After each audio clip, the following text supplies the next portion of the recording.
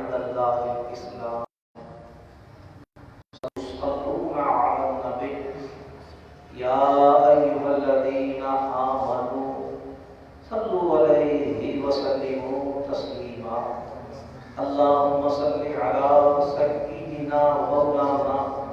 محمد وعلى آله وأصحاب سيدنا مولانا محمد معدن الجود والكرم وآله وأصحابه وبارك وسلم صلاة وسلاما عليك يا سيدي يا رسول الله وعلى آلك وأصحابك يا حبيب الله صلى الله عليه وسلم. انتہائی مختصر حمد و صلات کے بعد اللہ تبارک و تعالیٰ کا بے پناہ شکر و احسان کرم و انعام کہ اس نے ہم گناہگاروں کو اپنی بارگاہ میں سرگریزی کے لیے منتخب فرمایا. درود اس کے پیارے حبیب علیہ السلام کی ذات والا صفات پر. کائنات کی ساری نعمتیں، ساری سعادتیں، سارے انعامات، ساری بھلائیاں انہی کے صدقے تو فیض ہیں. سلام کی ازواجین مطہرات، اہل بیت اطہار، صحابہ کرام، خلفاء راشدین رضوان اللہ تعالی علیہم اجمعین کا. حصول برکت کے لیے قرآن کریم سے آیت مقدسہ کی تلاوت کا شرف حاصل کیا. سے پہلے کی تلاوت کردہ آیات قرآنیہ کے تحت گفتگو عرض کی جائے. اللہ تعالی سے دعا ہے کہ وہ اپنے پیارے حبیب نبی کریم رؤوف الرحیم علیہ افضل صلاۃ و تسلیم کے صدقہ فیض و گناہگار کو حق کہنے کی توفیق عطا فرمائے. اللہ کریم ہم تمام اہل ایمان کو حق سن کر حق کو قبول کرنے اور اس پر عمل کرنے کی توفیق عطا فرمائے. قرآن کریم سے جو آیت مقدسہ تلاوت کی اس میں اللہ تبارک و تعالی نے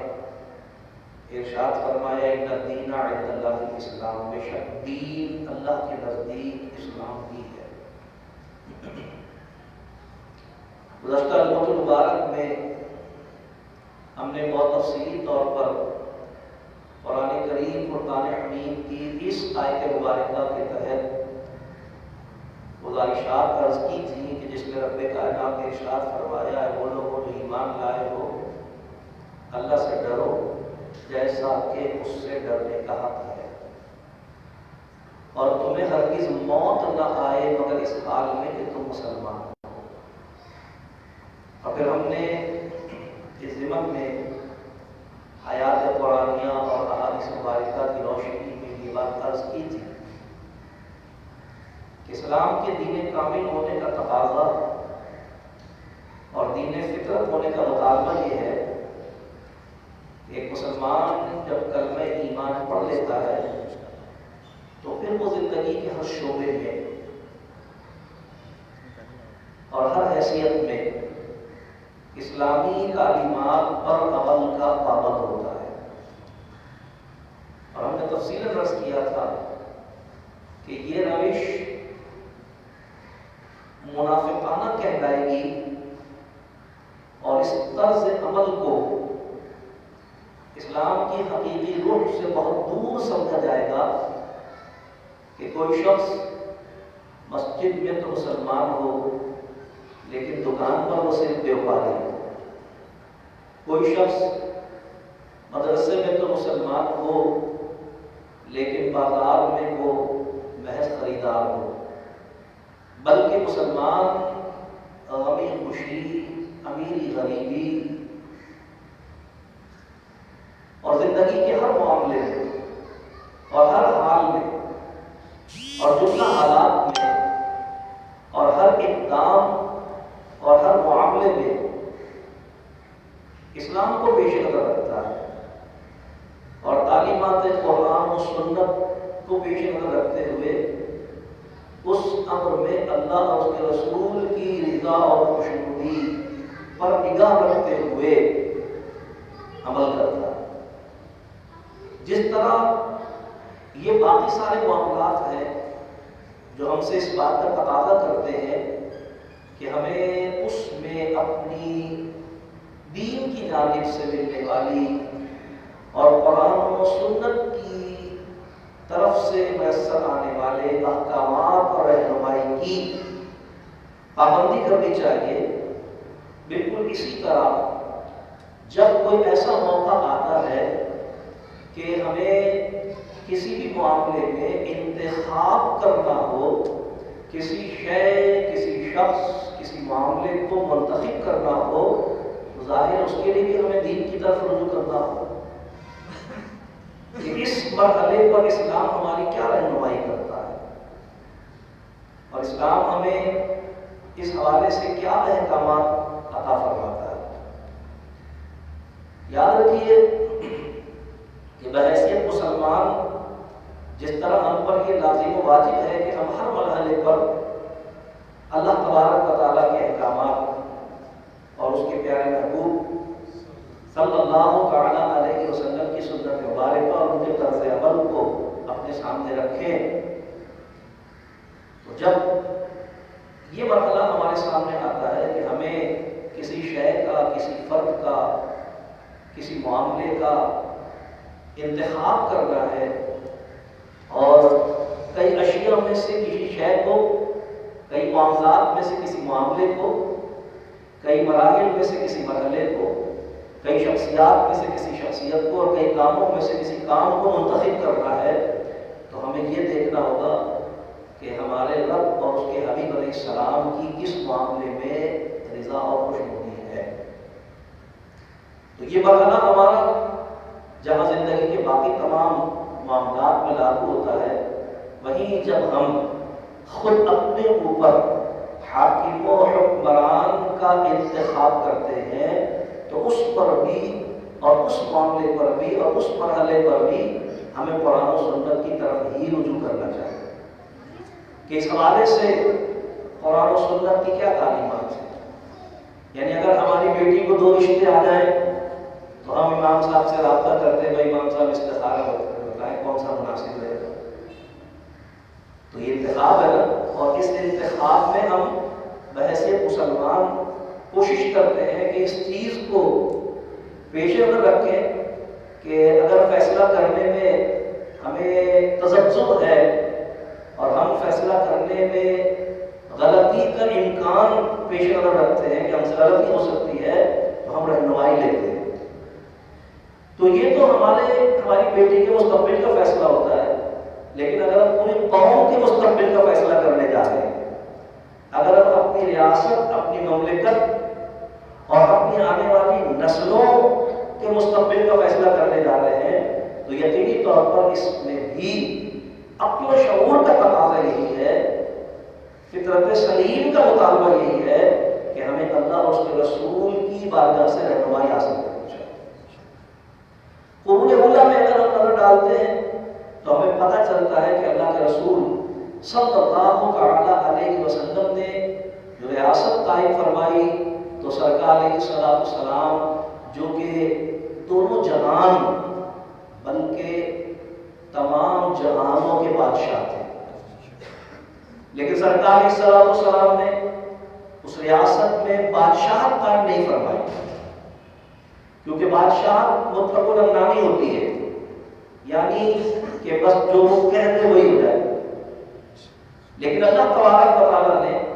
کیونکہ سرکار علیہ السلام کی ذات مبارکہ کو رہتی دنیا تک اور قیامت تک کے لیے نمونہ عمل بنایا تھا، اور لقد کان لکم فی رسول اللہ اسوۃ حسنہ کا حکم سرکار علیہ السلام کی ذات کے متعلق دیا جاتا تھا، تو باوجود اس کے کہ حضور صلی اللہ تعالیٰ علیہ وسلم اللہ تبارک و تعالیٰ کی وحی کے پابند تھے،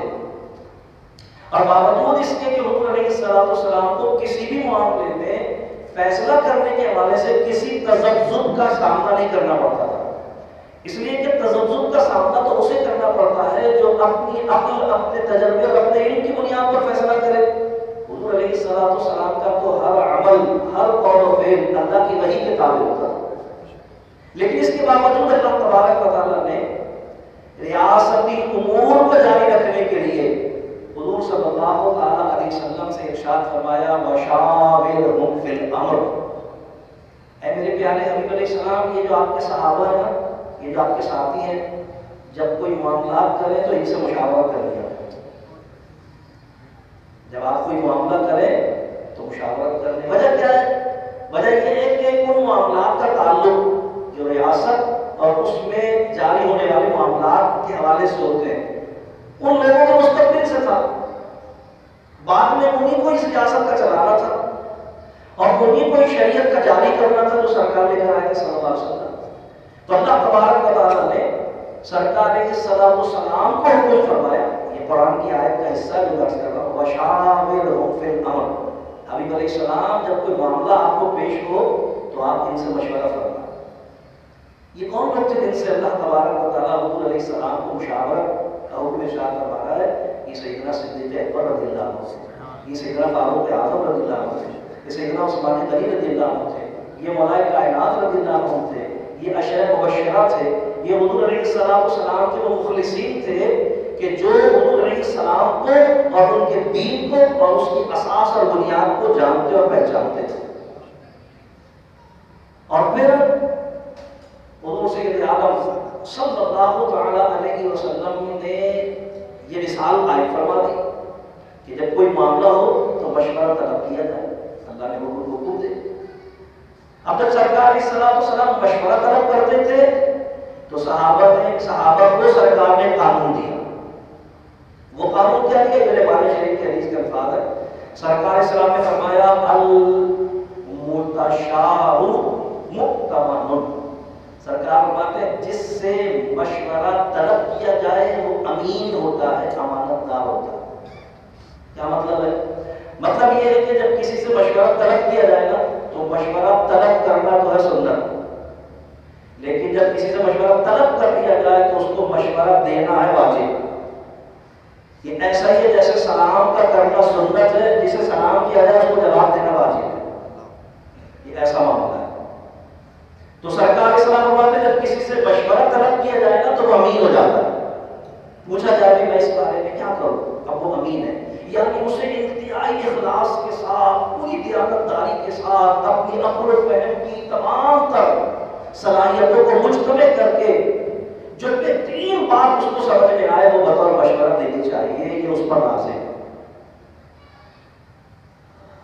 پھر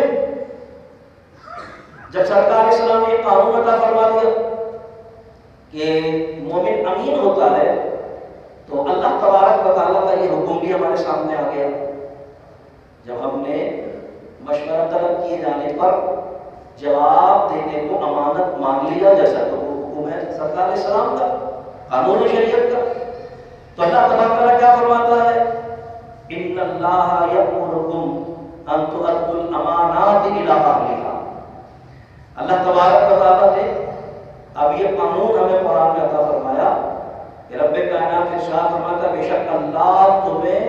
حکم دیتا ہے اس بات کا کہ امانت دار کے سپرد کرو۔ کیا مطلب؟ مطلب یہ کہ جب تم سے مشورہ طلب کیا جائے تو بہترین اپنے تمام تر صلاحیتوں کو مشتمل کر کے جس نے مشورہ طلب کیا اس کو مشورہ دو، اور جس کو تم مثلا کئی چیزیں ہیں، کئی معاملات ہیں، کئی شخصیات ہیں، ان میں سے انتخاب ہے، تم سے مشورہ کر رہا ہو تو تم جو اس کا اہل ہو تمہارے خیال، جو اس میں سے بہترین ہو تمہارے خیال، اس کے مطابق تم مشورہ دو۔ اور حضور علیہ السلام نے جہاں اسے یعنی مشورے کو امانت قرار دیا اور اس سے مشورہ طلب کیا جائے اسے امین قرار دیا، وہیں حضور علیہ السلام نے صحیح مشورہ دینے کو علامات ایمان قرار دیا، اور کیونکہ مشورہ امانت ہوتا ہے اس میں غلط مشورہ دینے والے کے لیے ظاہر امانت کا جو اس کی ضد ہوتی ہے وہ ہوتی ہے خیانت۔ تو سرکار علیہ السلام نے ارشاد فرمایا کہ منافق کی 3 علامات ہیں۔ ایک، جب بات کرے گا تو جھوٹ بولے گا۔ 2، جب وعدہ کرے گا تو اس کے خلاف کرے گا۔ 3، جب امانت دار بنایا جائے تو خیانت کرے گا۔ تو اب جب صاحب ایمان سے، مسلمان سے کسی معاملے میں مشورہ طلب کیا جاتا ہے تو وہ امانت دار ہو جاتا ہے. جب مشورہ طلب کیا تو وہ امانت دار ہو جاتا ہے. اب اگر اس نے غلط مشورہ دیا، کسی لالچ میں آ کر، کسی خوف میں آ کر، کسی رعایت میں آ کر، کسی مربت میں آ کر غلط مشورہ، اس کو پتا ہے کہ یہ جو مشورہ دے رہا ہوں میں صحیح نہیں ہے، غلط مشورہ اس نے دیا، تو وہ کیا کہلائے گا؟ شریعت کی طرف میں خائن کہلائے گا، خیانت کرنے والا کہلائے گا. اور خیانت جو ہے یہ نفاق کی علامت ہے، یعنی منافق ہونے کی علامت ہے. تو جو مومن ہے اس سے جب مشورہ طلب کیا جاتا ہے تو پھر وہ امین ہوتا ہے، اور پھر وہ بہترین مشورہ اس کے خیال ہے، یعنی جس کو کہتے ہیں نا جو اپنے لیے پسند ہے اپنے مسلمان بھائی کے لیے پسند ہے، جو اپنے لیے پسند کرے وہ اپنے مسلمان بھائی کے لیے پسند ہے. یعنی بعض علماء نے یہاں تک فرمایا کہ بھئی جب کسی کو عامل یعنی خود پر حاکم و حکمران اپنے معاملات کا ذمہ دار بنایا جائے تو فرمایا گیا کہ وہ اس کی، یعنی اگر تم اس کی درستگی دیکھنا چاہتے ہو تو یہ سمجھو کہ کیا تم اس کے پاس اپنے دنیاوی امور کی امانت، اپنی کنواری بیٹی کی حفاظت، حتیٰ کہ اپنی نماز کی امامت اس پہ ثبوت کر سکتے ہو؟ اگر کر سکتے ہو تو وہ امین ہے. ایسے شخص کے حق میں گواہی دینا، یعنی جتنے تمہارے سامنے اس میں سے کسی ایک کی گواہی دینی ہے تمہیں، ایسے شخص میں گواہی، ایسے شخص کے حق میں گواہی دینا تم پر واجب ہے. گواہی دینا بھی واجب ہے اور صحیح شخص کے حق میں دینا بھی واجب ہے. غلطی کرے گا تو، غلط گواہی دے گا تو خائن کہلائے گا، نہیں دے گا تو امانت غصب کرنے والا کہلائے گا، پھر غاصب کہلائے گا، کیونکہ امانت نہیں دی اس نے، مانگی گئی اس سے مشورہ، امانت ہوتا ہے. تو اگر وہ مشورہ نہیں دے گا تو غاصب کہلائے گا، غلط دے گا تو خائن کہلائے گا. تو مشورہ دینا بھی ہے اور صحیح بھی دینا. یہی وجہ ہے کہ جیسا میں نے عرض کیا کہ حضور سید عالم صلی اللہ علیہ وسلم نے جب ریاست مدینہ قائم فرمائی تو سرکار علیہ السلام نے کیونکہ بادشاہت قائم نہیں فرمائی بلکہ اس کے امور کو بھی مشاورت سے طے فرمایا، اور پھر سرکار علیہ السلام نے اپنی نیابت کے لیے بھی مشورہ ہی اہل ایمان کے ذمہ لگایا کہ اہل ایمان اپنی مشاورت سے جس کو اپنا حاکم و حکمران منتخب کریں گے وہی حاکم و حکمران ہوگا. بے شک اس میں بہت سارے امور ایسے ہیں جس میں ہمیں اشارہ ملتا ہے. مثلا حضور علیہ السلام کا ابوبکر صدیق رضی اللہ تعالیٰ عنہ کو امیر حج مقرر کرنا، مثلا حضور علیہ السلام کا ابوبکر صدیق رضی اللہ عنہ کو اپنے ایام عدالت میں اپنے مسلح پر کھڑا کرنا، مثلا حضور علیہ السلام کا عام حالات میں حضرت ابوبکر صدیق رضی اللہ عنہ یہ فرمانا کہ جس جماعت میں ابوبکر موجود ہے کسی کا کوئی امامت نہیں ہے وغیرہ وغیرہ. یہ استعارے تھے، اشارے تھے، لیکن سرکار علیہ السلام نے اس امر کو مشاورت پر چھوڑا اور پھر صحابہ کرام نے باہم مشاورت سے ہی اس امر کو طے کیا. حضرت صدیق رضی اللہ تعالیٰ عنہ اپنا حاکم و حکمران مقرر فرمایا. یہی وجہ ہے کہ بہت سارے جو ہمارے اکابرین اسلام ہیں انہوں نے کہا کہ یہ جو ووٹ ہے یہ بیعت ہی کی ایک صورت ہے، یہ بیعت ہی کی ایک صورت ہے. لہذا فرمایا گیا کہ کیونکہ بیعت کے لیے مختلف نوعیت کی تشریحات پیش کی گئی ہے تو وہ تمام تشریحات ووٹ پر بھی صادق آتی ہیں. لہذا بعض علماء نے فرمایا کہ بھئی ووٹ جو ہے یہ مشورہ ہے، یعنی جب بہت سارے افراد ہیں تو آپ سے مشورہ طلب کیا جا رہا ہے کہ ان میں سے کون شخص ایسا ہے کہ جس کو ہم اپنے امور میں ذمہ دار بنائیں تو وہ اس ذمہ داری کو بہترین طریقے پر ادا کر سکے. ان میں سے کون ایسا ہے کہ جو امانت میں، دیانت میں، صداقت میں، شرافت میں، بردباری میں، علم و حلم میں، اخلاص میں اس اعتبار کے قابل ہے کہ اس کو لوگ اپنا ترجمان بنائیں. تو گویا یہ ایک مشورہ ہے اور مشورے کے متعلق ابھی آپ سوچو گے کہ اللہ تبارک و تعالیٰ نے قرآن کریم میں ارشاد فرما دیا ایک امانت ہوتا ہے اور امانت اس کے اہل کے متعلق ہی ادا کی جائے. بعض علماء کرام نے ارشاد فرمایا کہ وہ ایک وکالت ہے. کیوں؟ اس لیے کہ ہم براہ راست اس زمانے میں جب بیعت ہوتی تھی تو براہ راست حاکم کی بیعت ہوتی تھی، لیکن اب ایسا ہوتا ہے کہ ہم کچھ نمائندے منتخب کرتے ہیں، وہ نمائندے حاکم و حکمران کا انتخاب کرتے ہیں. تو فرمایا کہ گویا ہم حاکم کے انتخاب کے لیے وکیل کا انتخاب کرتے ہیں، ہم اس کو اپنا وکیل بناتے ہیں کہ بھئی تم ہماری ترجمانی کرنا وہاں جا کر، اور جس طرح ہم نے تمہاری دیانت، شرافت، ایمانداری، اخلاق دیکھ کر تمہیں اپنا وکیل بنایا ہے، اسی طرح تم اس شخص کی دیانت، شرافت، اخلاق دیکھ کر اس کو حاکم بنانا. تو یہ وکالت ہے. بعض نے کہا بھئی یہ وکالت ہے. گویا ہم اسے جب اپنا وکیل بنا رہے ہیں تو ہمیں یہ دیکھنا ہوگا وہ ہمارے دین سے، ہمارے ملک سے، ہمارے حقوق کی صحیح ترجمانی کرنے کی صلاحیت سے، مذہبی، ملی، قومی مفادات کے تحفظ کے حوالے سے کسی اہلیت کا حامل ہے بھی یا نہیں ہے. جیسا میں نے ابھی پہلے عرض کیا کہ اگر وہ اس حد تک لائق اعتبار ہے کہ ہم اپنا مال، اپنے دنیاوی امور، اپنے گھر کی چابی، حتیٰ کہ اپنی ہماری بیٹی، اس کی حفاظت میں دے سکتے ہیں، اس پر اعتبار کر سکتے ہیں کہ وہ اعتبار، وہ حفاظت کرے گا کہ ہماری بچی گھر میں اکیلی ہے تو میں یہ گھر کی چابی کون کو یاد رکھنا ہے، وہ امین بنے گا اس کا. اس سے بھی آگے ہے کہ ہم اسے اپنے دین کا امام بنا سکتے ہیں، تب وہ اس بات کا حقدار ہے کہ ہم اسے اپنا وکیل بنائیں. کیونکہ جب ہم اسے وکیل بناتے ہیں تو آپ کو پتا ہے دنیاوی امور میں بھی بھائی وکیل کی جیت آپ کی جیت ہوتی ہے اور وکیل کی ہار آپ کی ہار ہوتی ہے. اور وکیل مقدمہ ہارتا ہے تو پلاٹ وکیل کے ہاتھ سے نہیں نکلتا، پلاٹ آپ کے ہاتھ سے نکل جاتا ہے جس پر آپ کیس کرے بیٹھے تھے. وکیل مقدمہ ہارتا ہے تو جائیداد آپ کی جاتی ہے، وکیل کی نہیں جاتی.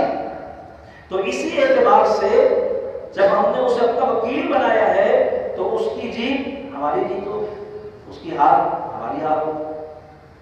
تو ظاہر ہے کہ ہمیں یہ دیکھنا ہے نا کہ وہ ہم سے مخلص ہے یا نہیں ہے. ایسا جو مخالف پارٹی سے مل جائے، عام کیسز میں وکیل کی بات کر رہا ہوں، ایسا ہوتا بھی ہے. مخالف پارٹی سے وکیل مل گیا تو مطلب اس کا ساز باز کرنے کا 4 سے 8 تک ہاتھ کے لگوائے، اس کا کسی طرح آپ کو کوئی لالی پاپ دے دی اور ہروا دیا کیس. تو وکالت جب ہم کسی کے ذمے کر رہے ہیں تو پھر ہم اسے ایسے شخص کو، یعنی ان معیارات پر اس کو ہم پرکھیں گے. اگر اس معیار میں اترتا ہے تو پھر ہم اسے اپنا وکیل بنائیں گے. اور میں پہلے عرض کر رہا ہوں کہ یہ معیار ہمیں قرآن و سنت نے عطا کیا ہے اور شریعت اسلامیہ نے عطا کیا. جیسا میں نے ابھی ذکر کیا حضرت ابوبکر صدیق رضی اللہ عنہ کی خلافت کا، تو اگر آپ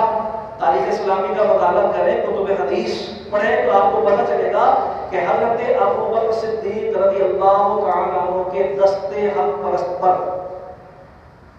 مولا کائنات نے جس وقت بیعت کی ہے تو تاخیر سے کی تھی بیعت، جس کی وجہ سے آپ بہت ساری غلط فہمیاں لوگوں کے ذہنوں میں ہوتی ہیں. آپ تاخیر پہ جھگڑا کرتے ہیں، بیعت کرنے پر بات کیوں نہیں کرتے. آپ کہتے ہیں ناراض تھے اس لیے تاخیر کی، ہم کہتے ہیں راضی تھے جبھی تو بیعت کی. جب بیعت کی تو کیا کہہ کے کی؟ ان کی اور ہماری دونوں کی کتابوں میں یہ باتیں لکھی ہوئی ہیں.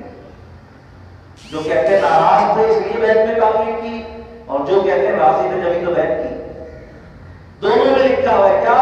کہ ابوبکر صدیق رضی اللہ عنہ کی بیعت حضرت علی نے یہ کہہ کے کی تھی کہ جس کو اللہ کے رسول نے ہمارے دین کا امام بنا دیا ہے، ہم اسے اپنی دنیا کا امام کیوں نہ بنائیں. یہ مولا کائنات کا عطا کرنا ایک معیار ہے جو بتا رہا ہے کہ ہم اپنے دنیاوی امور میں بھی اپنا سربراہ اسی کو بنائیں جو ہمارے دین کی سربراہی کرنے کا حق رکھتا ہو. جس کو دین کا پتہ ہی نہ ہو وہ آپ کی دنیا کو جہنم کی طرف لے کر جائے گا، اور جو دین جانتا ہوگا وہ آپ کی دنیا کو دین کے راستے پر لے کر جائے گا. اور دین کے راستے پر یعنی آخرت کی کامیابی کے لیے دنیا کے کے راستے کا دین کے ساتھ جڑا ہونا ضروری ہے. ہم دعا کرتے ربنا آتنا فی الدنیا حسنہ، اے اللہ ہماری دنیا کو حسین فرما. یہ اس دین کے ساتھ جڑ کر ہے. اس کے نتیجے میں کیا ہوگا؟ پھر آخرت کی حسنہ، اس کے نتیجے میں وہ کہ ہماری آخرت بھی حسین ہوگی. تو ہم بہترین شخص جو ہماری نظر میں ہوتا ہے کہ میں ان سب میں سب سے بہترین شخص یہ ہے جو ہمارے دین کا مخلص ہے، جو ہمارے ملک کا مخلص ہے، جو ہمارے حقوق کا محافظ ہے، جو ہمارے مذہبی اور ملکی اور قومی مفادات کا تحفظ کرنے والا ہے. اور اس کا شخصی معیار کیا ہونا چاہیے؟ وہ مولا کائنات نے مثال ہمیں عطا فرمائی. یہ مثال، یہ اس کا شخصی معیار ہونا چاہیے. تو جنہوں نے کہا کہ وہ وکالت ہے، تو بات وہی آ گئی کہ بھائی وکیل بھی تو اسی کو بنائیں گے نا جس پر ہمیں اعتبار ہوگا، کہ یہ ہمارے حقوق کا سودا نہیں کرے گا، اسی کو ہم نے وکیل بنائیں گے. تو گویا اگر اسے وکالت نامہ مانا جائے تو وکالت نامہ بھی ہم اسی کے نام بھریں گے اور وکیل ہم اسی کو بنائیں گے جس پر ہمیں اعتماد اور اعتبار ہوگا. کس اعتبار سے؟ کہ وہ صادق بھی ہے، وہ امین بھی ہے، وہ ملک سے جس نظریے پر ملک قائم ہوا ہے اس سے، جس نظام کو اس ملک میں نافذ ہونا ہے اس سے کتنا مخلص ہے. اگر اس سے مخلص ہے تو پھر وہ اس بات کا حقدار ہے کہ اس کا انتخاب کرے. اس کے لیے معیار مولا کائنات نے ہمیں عطا فرما دیا. بعض علماء کرام نے فرمایا کہ وہ گواہی ہے. جنہوں نے گواہی کی بات کی تو پھر اس کا مطلب یہ ہوا کہ جب بہت سارے لوگ کھڑے ہوں تو ہم سے پوچھا جا رہا ہے، گواہی دی جا رہی ہے کہ بھئی ان میں سے کون سا شخص سب سے بہترین ہے. یعنی سچا ہونے کے اعتبار سے، دیانتدار ہونے کے اعتبار سے، مخلص ہونے کے اعتبار سے، باصلاحیت ہونے کے اعتبار سے، ملک اور قوم کے ساتھ سچا اور مخلص ہونے کے اعتبار سے گواہی طلب کی جا رہی ہے. پوچھا جا رہا ہے، گواہی تو کسی کے حق میں. اللہ تبارک و تعالیٰ نے قرآن کریم میں سورہ نساء میں ارشاد فرمایا، یا ایھا الذین آمنوا کونوا قوامین بالقسط شہداء للہ. اللہ فرماتا ہے اے وہ لوگ جو ایمان لائے، انصاف پر قائم رہتے ہوئے اللہ کے لیے گواہی دو. اور اس گواہی کے دینے میں کبھی ایسا اتفاق ہو سکتا ہے، امکانی بات ہے جس کو قرآن نے پہلے سے بیان کر دیا. وہ کیا فرمایا؟ وَلَوْ عَلَىٰ أَنفُسِكُمْ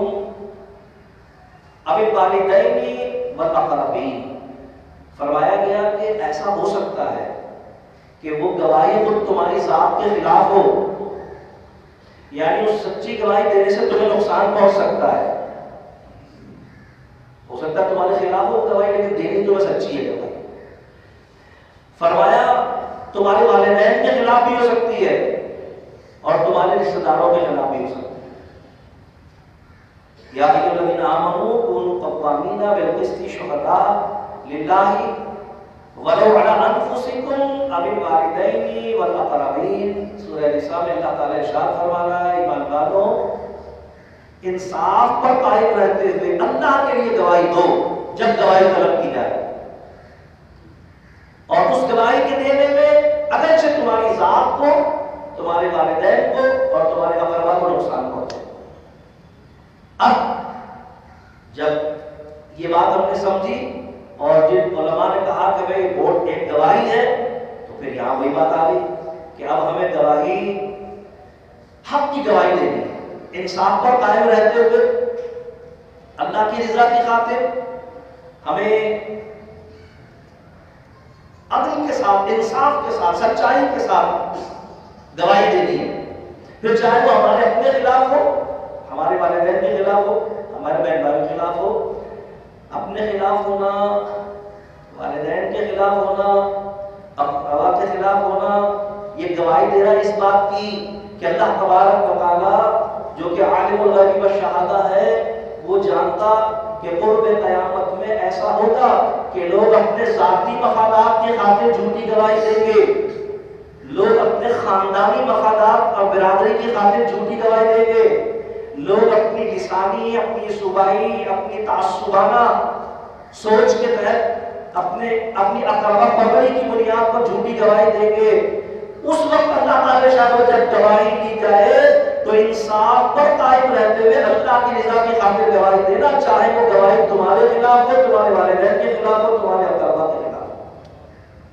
آج بالکل اس کا الٹ ہم دیکھ رہے ہیں کہ لوگ ذاتی مفادات کی خاطر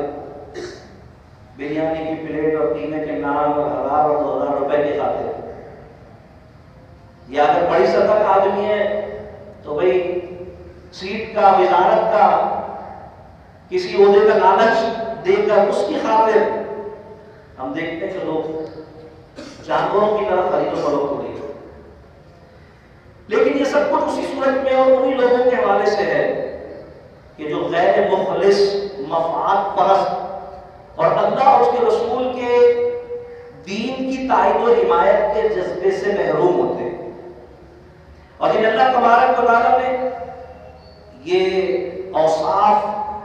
عطا فرمائے ہیں جو اپنے وطن سے مخلص ہیں، جس نظریے پر یہ وطن یعنی اسلام کے نفاذ کی خاطر جس نظریے پر یہ وطن حاصل کیا گیا تھا اس سے مخلص ہے، اپنی قوم سے،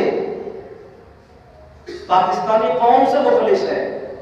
اس مملکت اور اس ریاست کے قیام اور اس کے دوام اور اس کی بقا سے مخلص ہے۔ ظاہر ہے کہ وہی اس قابل ہے کہ ہم ان کے حق میں گواہی دیں۔ اور جو سودی نظام کے حامی ہیں، جو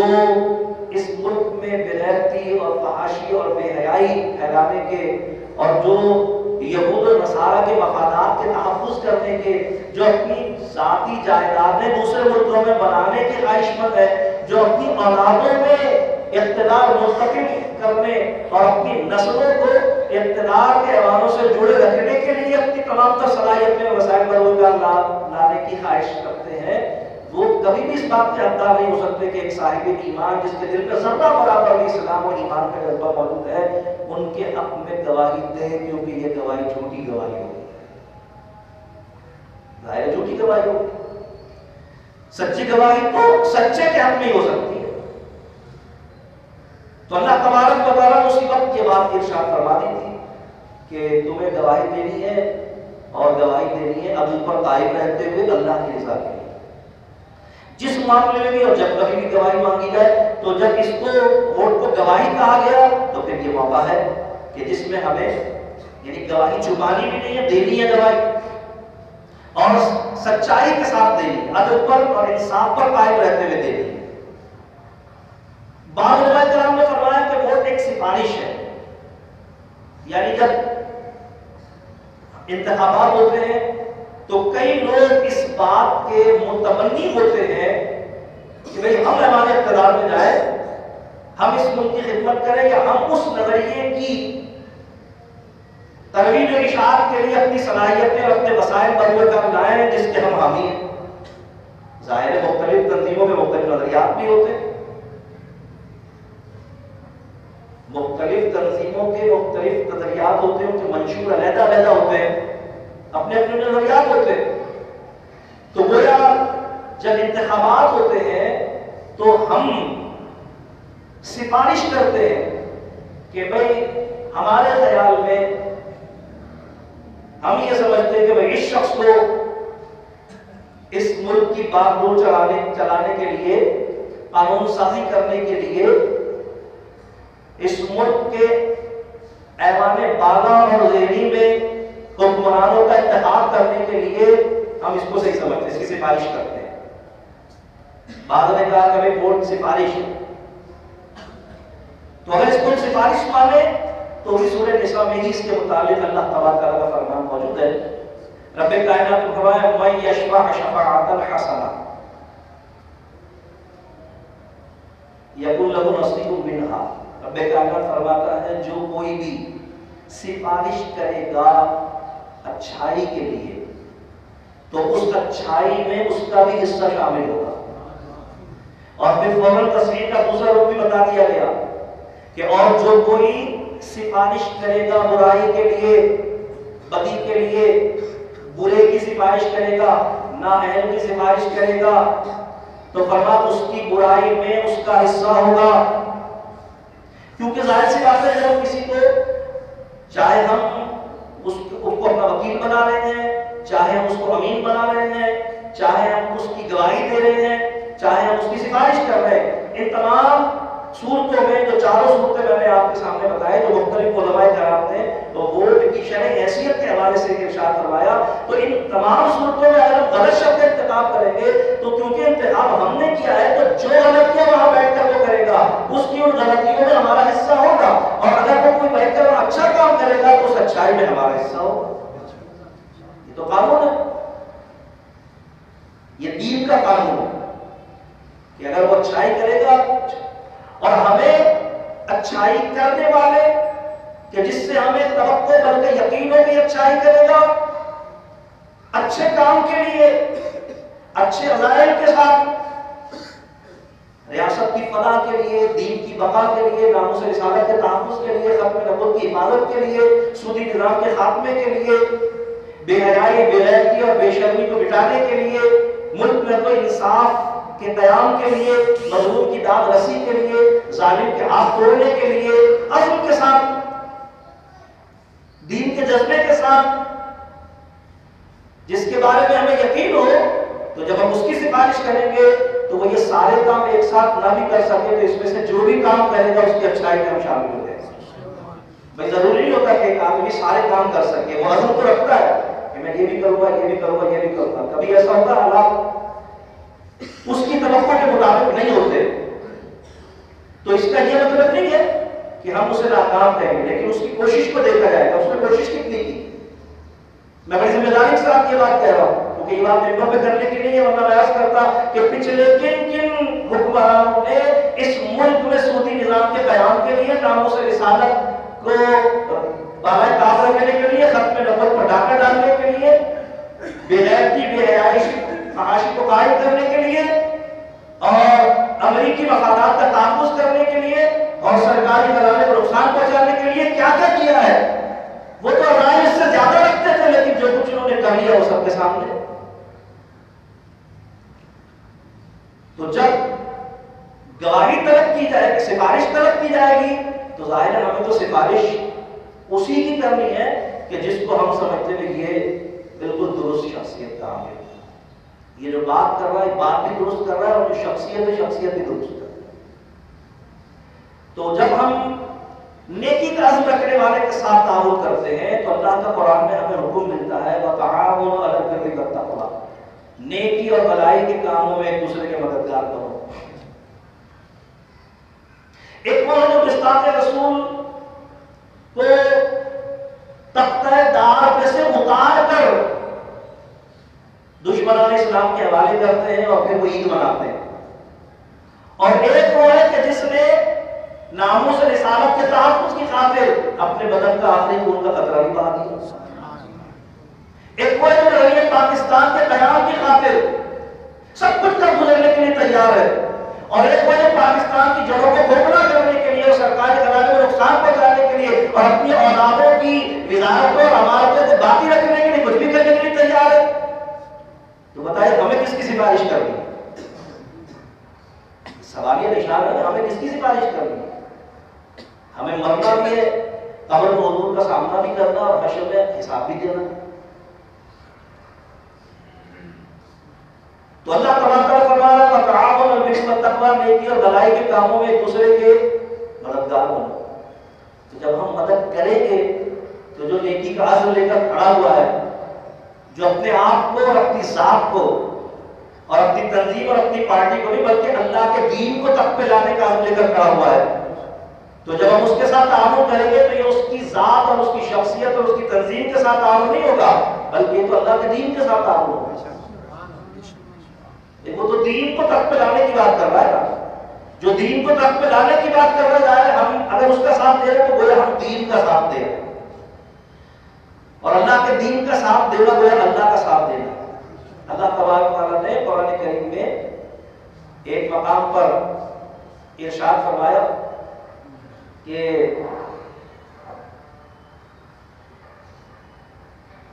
اگر یہ اللہ تبارک و تعالیٰ کی ان تنصروا اللہ ینصرکم، قرآن کی آیت ہے، یاد آ گئی، درود پاک پڑھیں، سلام اللہ فرماتا ہے ان تنصروا اللہ ینصرکم، اگر تم اللہ کے دین کے مددگار بنو گے تو اللہ بھی تمہارا مددگار بن جائے گا۔ تو اب ایک طرف ہمارے سامنے وہ افراد و اشخاص ہیں کہ جو ٹرانسجینڈر بل لانے والے ہیں، جو لڑکیاں رچا کر فحاشی اور ریانی پھیلانے والے ہیں، جو سیاست دانوں کی عیاشیوں کے لیے معاون مددگار بننے والے ہیں، جو یہود و نصارہ بالخصوص امریکہ کی ایجنٹی کر کے اور ان کے مفادات کا تحفظ کرنے والے ہیں، اور جو پاکستان کو اسرائیلی کالونی بنانے کی سازش کرنے والے ہیں اور اس کا حصہ ہیں۔ اور ایک طرف ہمارے سامنے دو قومی نظریے کی حفاظت کا عزم رکھنے والے، اسلامی نظام کے نفاذ کا عزم رکھنے والے، ناموس رسالت کے تحفظ کا عزم رکھنے والے، ختم نبوت کی محافظت کی قسم کھانے والے، بلکہ عملی طور پر اس کے لیے اپنا تن من دھن قربان کرنے والے، سودی نظام سے ریاست کو علیحدہ کرنے اور چھٹکارا دلانے کا عزم رکھنے والے، سادگی اور شرافت کو معیار حکومت بنانے والے اور دین کو تخت پہ لانے کا عزم رکھنے والے لوگ۔ تو اگر ہم نے اس معاملے میں سستی کا مظاہرہ کیا تو ہم اللہ تبارک و تعالیٰ کی بارگاہ میں جواب دہ ہوں گے، کیونکہ ہم سے سفارش مانگی گئی ہے یا ہم سے گواہی طلب کی گئی ہے یا ہمیں انتخاب وکالت کا اختیار دیا گیا ہے۔ جو بھی آپ کہیں، علماء نے اس کی مختلف توجیحات کی اور تشریحات کی جو میں نے آپ کے سامنے آیات و احادیث کی روشنی میں رکھی، اور اختتامی طور پر بعض علماء نے فرمایا کہ ووٹ ایک فیصلہ ہے، ووٹ ایک فیصلہ ہے۔ قرون اولیٰ میں میں نے عرض کیا کہ بیعت کا سلسلہ تھا، اور یہ بھی ایک طرح سے بیعت امارت ہے، یعنی حکومت کے قیام کا اختیار دینا ہے کہ بھی ہم اس کے حق میں فیصلہ دیتے ہیں کہ اس کو، اس ریاست کے چلانے کا، اس میں قانون سازی کرنے کا اور حق حکمرانی ہم اس کا چاہتے ہیں، فیصلہ دے رہا ہے، جو ووٹ دے رہا ہے وہ ہے فیصلہ دے رہا ہے۔ تو جب ہم اس کو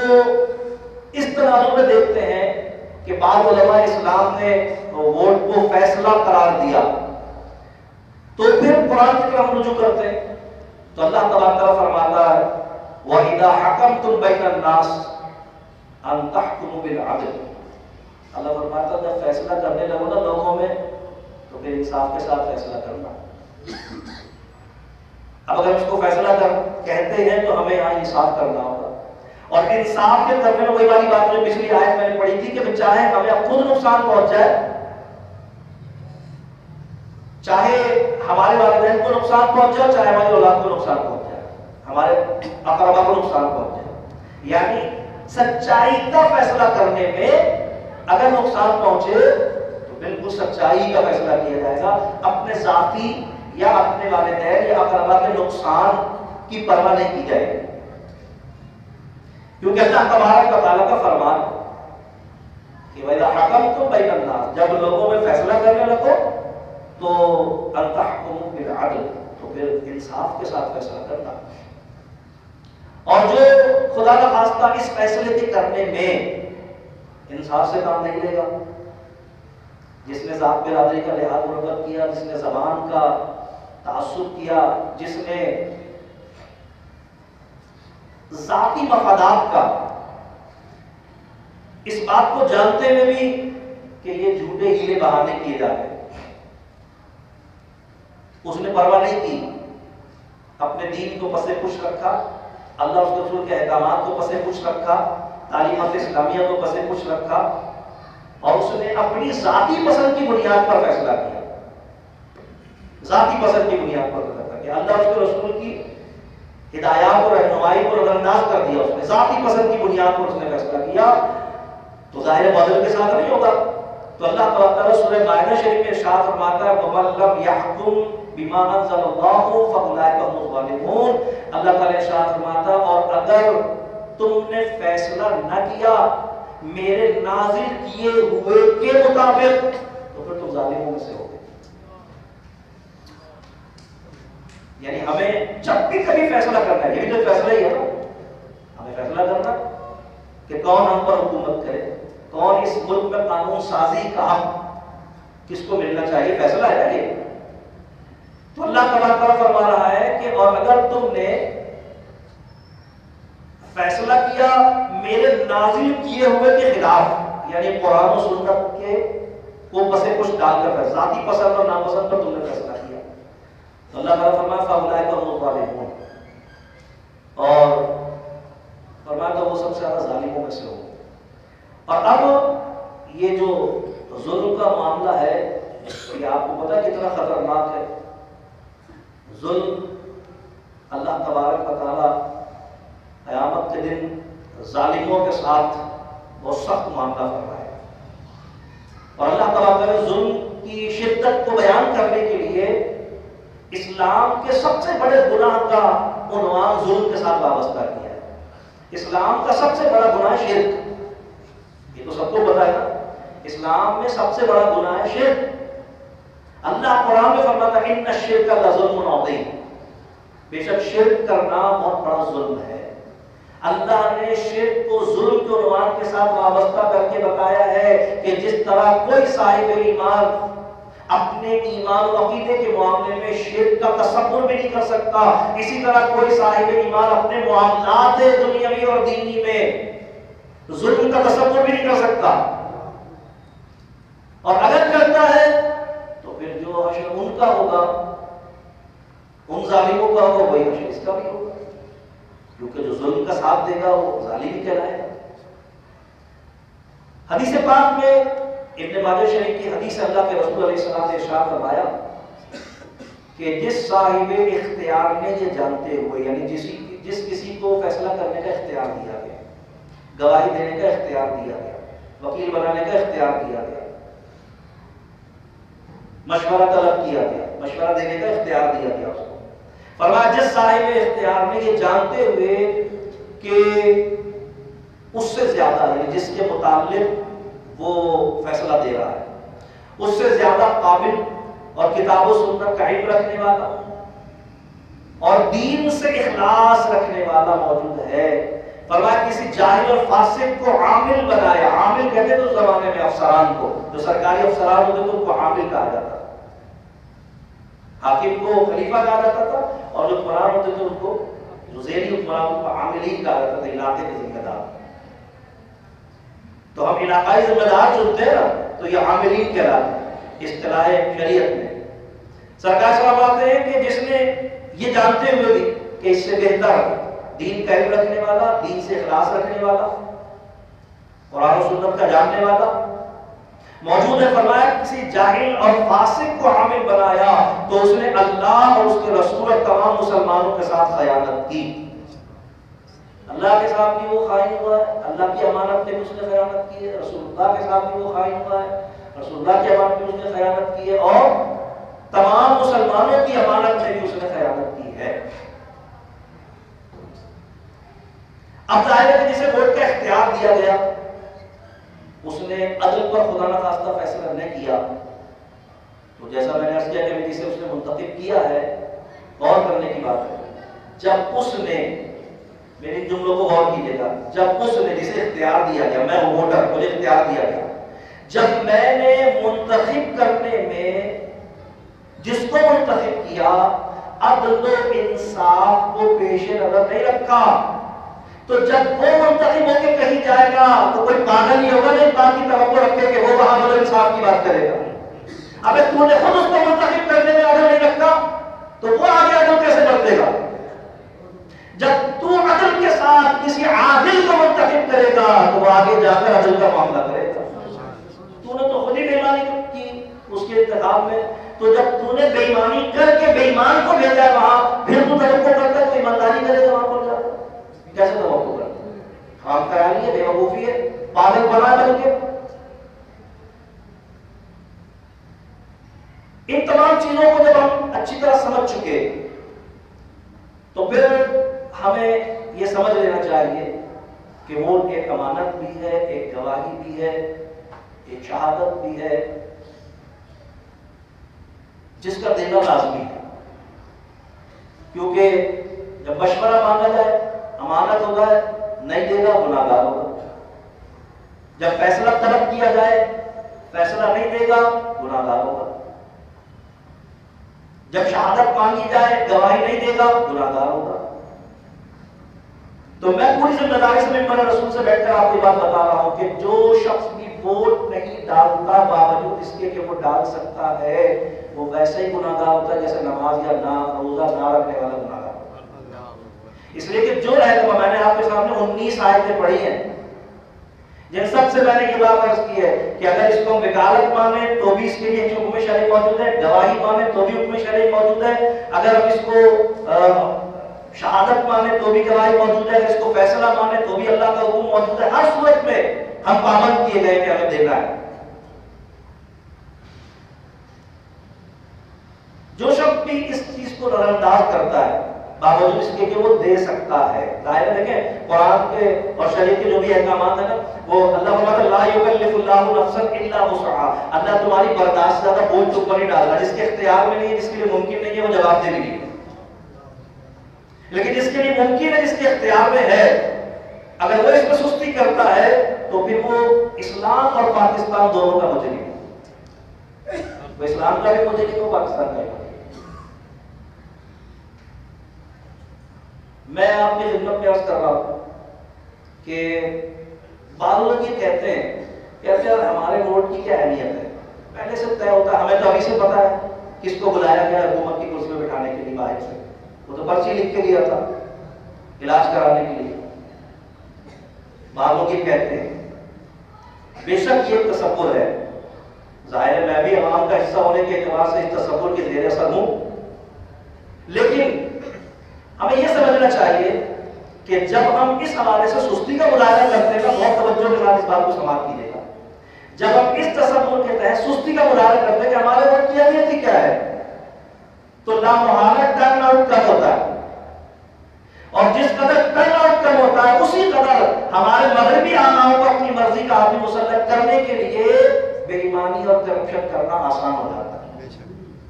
کیونکہ جب کوئی ہے ہی نہیں، میدان ہی خالی پڑا ہوا، تو کہنے میں اتنے ملے تھے، کس نے دیکھا اتنے ملے تھے یا نہیں ملے تھے.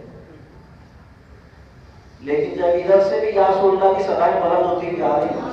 ادھر سے بھی یا رسول اللہ کی صدائیں بلند ہوتی ہوئی آ رہی ہے، ادھر سے بھی یا رسول اللہ کی صدائیں بلند ہوتی آ رہی ہے، اور بیلٹ باکس میں سے دکھائے گئے 100 نکلے تھے، تو وہ جو 500 آئے تھے وہ گریبان پکڑ سکتے ہیں نا کہ 500 آئے تھے یہاں پہ، 100 کیسے نکلی پرچی آئے تھے.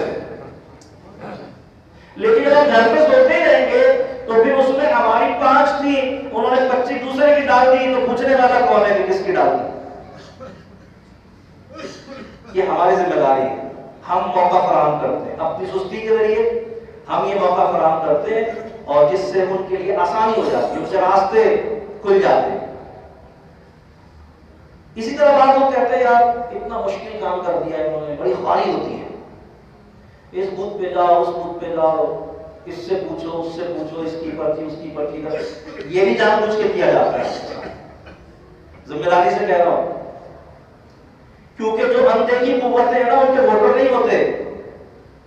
ان کے بکسے پہلے سے ڈالے ہوئے ہوتے ہیں. جو اندیکھی قوتیں ہوتی ہیں جنہیں کسی کو بٹھانا مقصود ہی ہوتا ہے، ان کے بکسے پہلے سے بھرے ہوتے ہیں. تو آپ کو اپنے بکسے بھرنے کے لیے کچھ محنت کرنی پڑے گی. جب آپ نہیں نکلیں گے تو نامعلوم میں ہوئی. اور اگر آپ سمجھتے ہیں کہ بھئی مشقت ہوتی ہے، مشکل ہوتی ہے، پریشانی ہوتی ہے، تو میں نے ابھی آپ کے سامنے 19 آیات قرآنیہ رکھی ہیں جس میں شریعت کے احکام آپ پر لاگو کیے گئے ہیں. پوری ذمہ داری سے کہہ رہا ہوں کہ جس طرح روزہ رکھنے میں مشقت ہوتی ہے، جس طرح فجر کی نماز گھر سے پڑھنے کے آنے کے لیے مسجد میں مشقت ہوتی ہے، جس طرح حلال سے کمائے ہوئے مال کو اٹھا کر 2.5% دے دینے میں مشقت ہوتی ہے، جس طرح اپنی پوری زندگی کی پونجی سے 12-14 لاکھ لگا کر انتہائی تکر اور مصیبت والا، پریشانی والا سفر کر کے حج کرنے میں تکر ہوتی ہے، لیکن ہم یہ سارے کام اس لیے کرتے ہیں کہ اللہ نے ہمیں حکم دیا ہے اور اس کو پورا کرنے میں ہمیں ثواب ملے گا. اگر ہم اس کام کو بھی یہی سوچ کر کریں گے کہ دین کو تخت پہ لانا ہے، یہ دین نے ہمیں ذمہ داری دی ہے، ہمیں ذمہ داری کو ادا کرنے کے لیے اللہ اس کے رسول کی خاطر گھر سے نکلے ہیں، تو انشاءاللہ ہر قدم پہ ثواب ملے گا۔ یہ مت سوچیے آپ کہ ہمارے ووٹ سے کیا ہونا، نہیں ہو، پھر کہہ رہا ہوں نہیں بنے آپ کے عزائم رکھنے والی، دین کو تخت پہ لانے کا عزم رکھنے والی، ناموس رسالت کا تحفظ کرنے والی، ختم نبوت پیر دینے والی حکومت نہ بنے، لیکن یاد رکھیے کہ قیامت کے دن آپ اللہ اس کے رسول کی بارگاہ میں سرخر ہوں گے۔ خود نے ابراہیم علیہ السلام کے لیے جلائی گئی آگ میں اپنی چونچ سے لا کر پانی کا قطرہ ڈالا تھا، اس سے پوچھا گیا تھا تیری چونچ کے قطرے سے آگ بجھ جائے گی؟ کہا مجھے پتہ ہی نہیں بجھے گی۔ پھر کہا قیامت کے دن اللہ سے کہوں گا نا میں نے بجھانے کی کوشش کی۔ یوسف علیہ السلام کی خریداری کے لیے لچھا لے کر آئی تھی خاتون، تو لوگوں نے کہا پاگل ہو گئی کیا، یہ ایک لچھی سے یوسف کو خریدے گی؟ یا تو اس کے وزن کے برابر سونے اور ہیرا موتی دینے کو لوگ تیار، ان کا پتہ نہیں خرید سکتی۔ قیامت کے لیے یوسف کے خریداروں میں نام تو آئے گا میرا۔ تو یہ چھوڑ دیں آپ کہ ہمارے وقت سے کیا ہوگا، یہ ہماری سوچ نہیں۔ جو دین کار رکھنے والے، جو نعرہ رسالت بلند کرنے والے، جو بانیان پاکستان کی اولاد ہونے کا اعزاز رکھنے والے، جو ہمیشہ سے اس ملک میں جناب مصطفیٰ کے نفاذ کی جدوجہد کرنے والے، جب انہوں نے سستی کو اختیار کیا نا کہ آپ کو فیصلے ہوتے پہلے سے کیا ہوگا، اس سستی نے مزید ان کے عقائد کو مضبوط کیا اور مزید ان کے معاملات کو آگے چلانے میں مدد کی۔ تو ہمیں یہ سمجھ کر کہ ہمیں اللہ کی خاطر گواہی دینی، اللہ نے حکم دیا ہے ہمیں اللہ کی خاطر گواہی دینی ہے، ہمیں اللہ تبارک و تعالیٰ کی۔ اور میں بڑی ذمہ داری سے بات کہتا ہوں، دیکھیے ہمارے کہنے والے کہہ گئے کہ جو کسی کی زندہ باد اور مردہ باد کے نعرے لگاتے ہیں نا، تو وہ جس کی زندہ باد اور مردہ باد کے نعرے لگاتے ہیں جب اس کو ووٹ دیتے ہیں نا تو اس کو پتہ نہیں ہوتا کہ کس نے مجھے ووٹ دیا، لیکن جو حضور کی ناموس کے نعرے لگاتا ہے نا وہ تو بند کمرے میں بھی یا نبی سلام علیہ کا پڑھتا ہے تو ہم کو دیکھتے ہیں نا۔ سبحان اللہ۔ تو اگر وہ بند کمرے میں حضور علیہ السلام کے نام پر پرچی ڈالے گا تو کیا حضور دیکھیں گے نہیں؟ سبحان اللہ۔ وہ پرچی کسی تنظیم کو نہیں ڈالنا ہے، وہ کسی فرد کو نہیں ڈالنا ہے، وہ تو ختم نبوت کی حفاظت کے لیے پرچی ڈالنا ہے، وہ تو ناموس رسالت کی حفاظت کے لیے پرچی ڈالنا ہے، وہ تو سودی نظام کے خاتمے کے لیے پرچی ڈالنا ہے، وہ تو اللہ کے دین کو تخت پہ لانے کی جدوجہد کرنے میں شامل ہونے کے لیے پرچی ڈالنا ہے۔ تو پھر تو ایک نیکی کا کام کرنے کے لیے جا رہا ہے، اس میں تھوڑی سی مشقت اٹھانی پڑ جائے گی تو پھر ثواب بھی تو ملے گا، تو ثواب بھی ملے گا انشاءاللہ۔ لیکن اگر ہم چھوڑ دیں گے وہ تمام افراد و اشخاص کو کہ جو اس ملک کے نظریے کے خلاف متفق اور متحد ہیں، آپ دیکھیے کیسے کھانے کے لیے جمع ہو جاتے سب۔ وہ کسی نے بڑی بہترین مثال دی تھی کہ ہمارے ملک کے سیاسی جماعتوں کا حال تو کھانے والے کے ہاتھ جیسا ہے۔ یعنی کیا مطلب؟ کہنے لگے لوگ کہتے تو ہیں کہ پانچوں انگلیاں برابر نہیں ہوتی، لیکن جب کھانے کا معاملہ ہوتا ہے تو پانچوں ایک ہو جاتی ہیں۔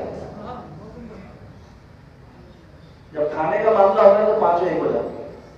تو باقی صورتحال یہی ہے۔ لیکن ہمیں مرنا ہے، اللہ کو جواب دہ ہونا ہے۔ دیکھیے ہم میں سے ہر ایک نے ناموس رسالت پر پہرا نہیں دیا ہے، جنہوں نے دیا ہے انہوں نے سرد راتوں میں اپنی جان، اپنا مال، اپنی عزت و آبرو، اپنا دین چین، اپنا آرام، اپنے خون کے قطرے آخری حد تک، حتیٰ کہ اس عظیم رہبر و رہنما نے اللہ تعالیٰ ان کے ملائکہ اور اللہ پر رحمت اور برکت نازل فرمائے، اپنی جان بھی قربان کر دی۔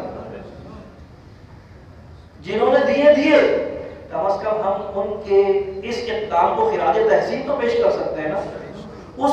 جدوجہد کو آگے بڑھانے میں اپنی پرچی کے ذریعے ان کے معاون مددگار تو بن سکتے ہیں، اور قیامت کے دن اس بات کے ساتھ اپنے ضمیر کو مطمئن کر کے اللہ کے رسول کی بارگاہ میں سرخرو ہو سکتے ہیں کہ ہم نے ناموس رسالت کے نام پر دیا۔ ہمیں گٹر کی پرواہ نہیں تھی، ہمیں سڑک کی پرواہ نہیں تھی، ہمیں بجلی کے پول کی پرواہ نہیں تھی۔ جن چیزوں کے نام پر آپ سے ووٹ لے گا نا ان چیزوں کا آپ دیکھیں دن بدن ہاتھ گراف نیچے جا رہا ہے، الٹا جا رہا ہے۔ پہلے بجلی کبھی جاتی تھی، اب گیس بھی جاتے ہیں۔ پانی کا تو ویسے ہی پتہ نہیں، کراچی والے تو خرید کے پیتے ہیں پانی، کبھی کوئی لیٹر بنا ہوا ہے، کبھی کوئی لیٹر بنا ہوا ہے۔ بھائی ہمیں نہیں چاہیے، ہمیں گیس بجلی پانی نہیں چاہیے. ان معنوں میں کہہ رہا ہوں کہ جنہوں نے وعدے کیے انہوں نے کون سے دے دیے. ہمارا ایمان ہے کہ اگر ہم ناموس رسالت کی خاطر تحفظ ناموس رسالت کی خاطر اور تحفظ عقیدہ ختم نبوت کی خاطر اور اس ملک سے سود کی لعنت کو ختم کرنے کی خاطر ہم اپنی پرچی ڈالیں گے تو ہمارا ایمان ہے کہ تم پانی دو یا نہیں تو اللہ تبارک تعالیٰ ہمارے لیے رحمت کے اسباب پیدا کرے. وہ جو دین کی رحمتیں ہیں نا وہ انشاءاللہ ہمیں حاصل ہوں گی, اس کی برکتیں ہمیں حاصل ہوں گی. تو بس یہ سمجھ لیجیے کہ اگر ہم پیچھے ہٹیں گے تو پھر دین بیزار, ملحد, یہود و نصارہ کے ایجنٹ, بیٹیاں نچانے والے, انگریزوں کے گھوڑے لہرانے والوں کی اولاد اور قرض لے کر عیاشیاں کرنے والے سیاستدان ایک دفعہ پھر آگے بیٹھتے ہیں. اور یہ سمجھ لیجیے پھر اگر آپ گھر میں بیٹھے ہیں تو پھر ان کے بیٹھنے کا سبب آپ بنیں گے. یہ بڑی ذمہ داری سے بات کر رہا ہوں. کم از کم آپ اپنے ضمیر کو مطمئن نہیں کر سکتے. آپ اپنے ضمیر کو صرف مطمئن کر سکتے ہیں جب آپ اللہ اس کے رسول کی خاطر نکل جائیں اور پرچی ڈال کے آ جائے. پھر نہیں ہوتا تو آپ کا ضمیر مطمئن اور آپ اللہ کے آگے جواب دے دیجیے جو کام میرا تھا وہ میں نے کیا, باقی میرا اختیار نہیں تھا. اور میں بھی قرآن کی آیت آپ کو سنا چکا ہوں, جس چیز کا اختیار نہ ہو شریعت اس کو پکڑ بھی نہیں کرتی. آپ کا اختیار جتنا وہ آپ کو استعمال کرنا ہے. تو اس بات کو اچھی طرح ذہن نشین کر لیں کہ ہم تو حضور علیہ السلام کے دیکھنے اور سننے پر ایمان رکھتے ہیں. ہمارے آقا میں دیکھ رہے ہیں, سرکار ہماری سن رہا ہے. تو جب ہم حضور کے نام پر نکلیں گے اور حضور کے نام پر اپنی پرچی دیں گے تو میں نے پچھلے جمعے جملہ استعمال کیا تھا, میں نے عرض کیا تھا کہ ساری زندگی ہم نے حضور کے نام کے انگوٹھے چومے ہیں. تو اس انگوٹھے پر روشنائی بھی حضور کے نام کی لگنی چاہیے. اس انگوٹھے پر روشنائی بھی حضور کے نام کی لگنی چاہیے اور یہ انگوٹھا بھی حضور کے نام پر ہی لگنا چاہیے. جب ہم حضور علیہ السلام کے نام اور حضور کی ذات اور حضور کے دین کی خاطر نکلیں گے تو انشاءاللہ اللہ تبارک و تعالیٰ اپنی رحمتوں سے, اپنی برکتوں سے اس ملک کو بھی, اس ریاست کو, من حیث القوم ہم سب کو ہم کنار فرمائے گا. اللہ تبارک و تعالیٰ کی بارگاہ میں دعا ہے. میرا ایمان ہے کہ انشاءاللہ یہ پرچی جو ووٹ کی ڈالیں گے نا, یہاں پر بے شک بالفرض اگر ہمارا مطلوبہ حکمران منتخب نہ بھی ہو سکے تو یہ پرچی قیامت کے دن ہمارے لیے شفاعت کا ذریعہ بنے. بالکل, کیونکہ حضور کے نام پر دیں گے نا, ہم حضور کے نام پر دیں گے. یہ ایک جان کیا ہے اگر وہ کرو تیرے نام پہ سب کو بارک ہے. اللہ تبارک تعالیٰ ہم سب کو دین مبین کا حامی و تائید کنندہ بنائے. اللہ تعالیٰ ہم سب کو دین کو تخت پہ لانے کی جد و جہد میں اپنے اکابرین کا ساتھ دینے کی توفیق عطا فرمائے. اللہ کریم اپنے کرم اور اپنے فضل سے ہمیں اپنی جاگتی آنکھوں سے اس ملک میں پیارے آقا علیہ السلام کے مقدس نظام کے لباس کی بہاریں دیکھنا نصیب فرمائے. صلی اللہ تعالیٰ علی خیر خلق سیدنا محمد و آلہ و صحبہ اجمعین برحمتہ